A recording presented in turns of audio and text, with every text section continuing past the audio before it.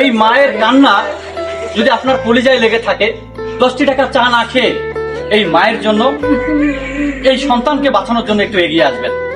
আমরা কত টাকা কত জায়গায় নষ্ট করি, এই মানবিক দৃষ্টিকোণ থেকে যদি সাহায্যের একটু হাত বাড়িয়ে দেই, হয়তো পরকালে কিছুটা জবাবদিহিতা করতে পারবো দিন শেষে।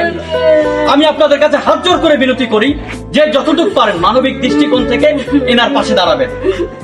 বিন্দু পরিমাণ, অনু পরিমাণ, যারা পরিমাণ যদি আপনার ভিতরে মনুষ্যত্ব থেকে থাকে, এই মানুষটার জন্য পাশে দাঁড়াবেন।